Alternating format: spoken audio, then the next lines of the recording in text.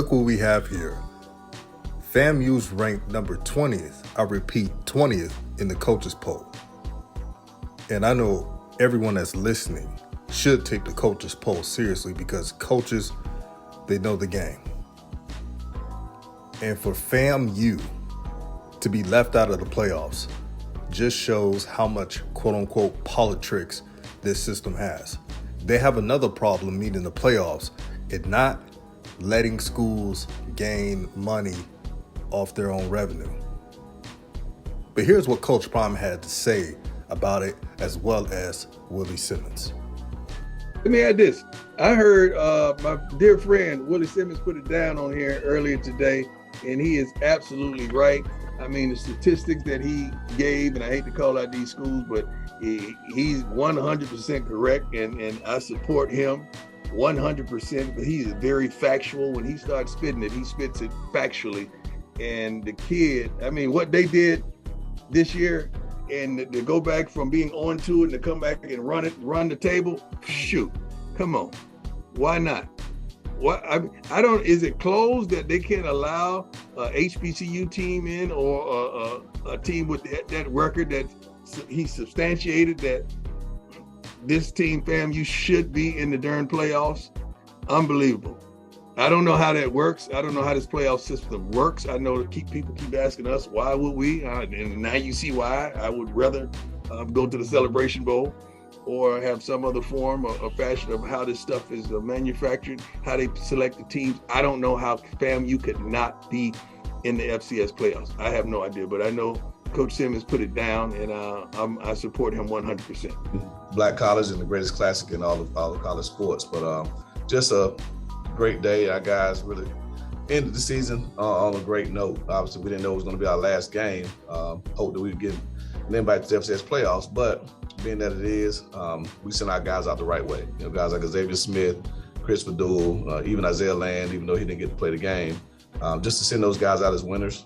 They can say they won their last 9 games here at FAM. They, continue the trajectory that this program is on, and really is painting a bright future for our program. That's really what we wanted to do. And so just tip my hat to those guys. Again, tip my hat to Terry and the job that they've had to overcome this year in a hard-fought game. And but again, just happy for the guys. Appreciate those opening comments, Coach Simmons. First question goes to Dr. Kabil. This is Kenyatta with Inside the HBCU Sports Lab. Congratulations on season. I was much like yourself, disappointed in terms of not being able to get the at-large bid to the playoffs.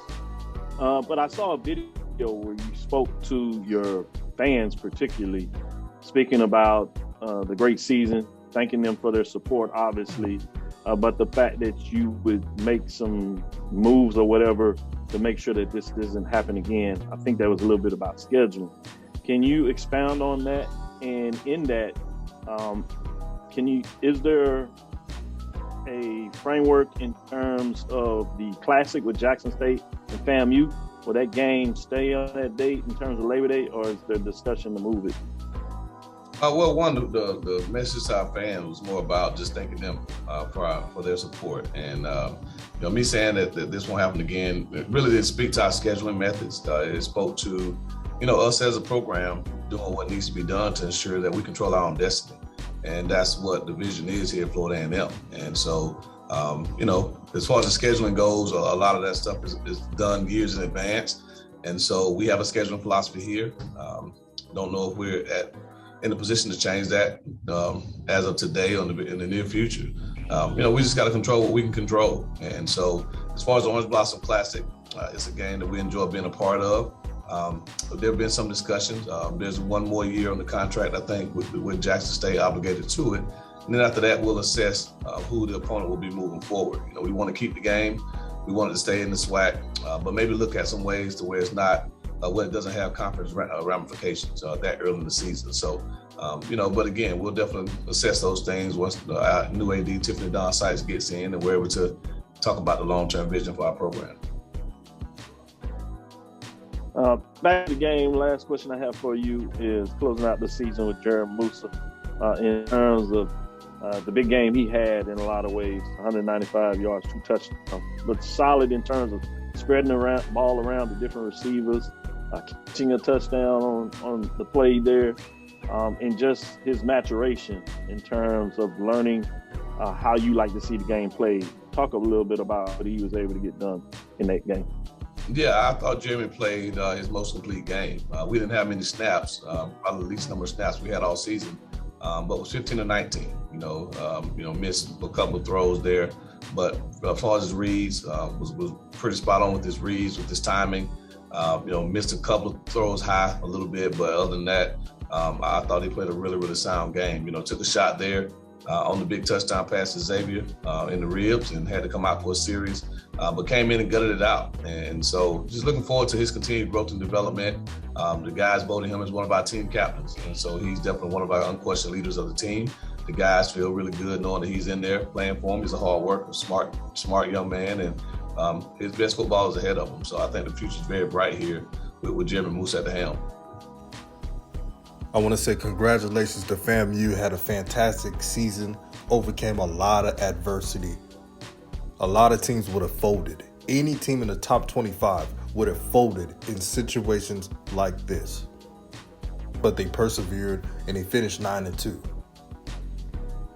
So FAMU is being punished for playing a FCS team in North Carolina that's ranked, in Jackson State, who's ranked in the FCS, who's a juggernaut. And Jackson State, by the way, played their best game, the first game. Everyone knows it. If you watch film, you understand.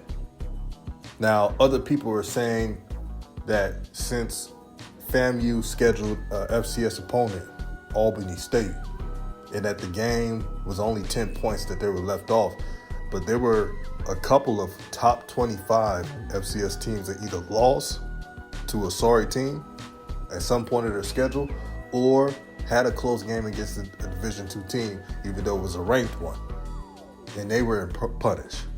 So it's not consistent, but it's a game within the game. But this is why our community must cherish the things we have. The Celebration Bowl brings in money, national audience in front of our people, and a lot of revenue that can help each school out. I'm only disappointed that FAMU's not in playoffs because I wanted to see them in some type of postseason. They deserved it. But FAMU, the fans and the players, you have nothing to hang your heads on. You're 9-2 when other people thought that FAMU would lose some games because of the adversity, but they stood tall. That's the most important part. And that's something that no one can take away from you. I'm sure Coach Simmons is going to recruit very hard. He is going to take it to another level with this team. So be on the lookout. But congratulations on the great year in the FCS committee. You should be ashamed of yourselves. Number 20 in the coaches poll. So the coaches got it right, but the committee didn't. Go figure. But this is RawTruth Media giving you the raw content that you deservedly need. Stay blessed, and I'm out.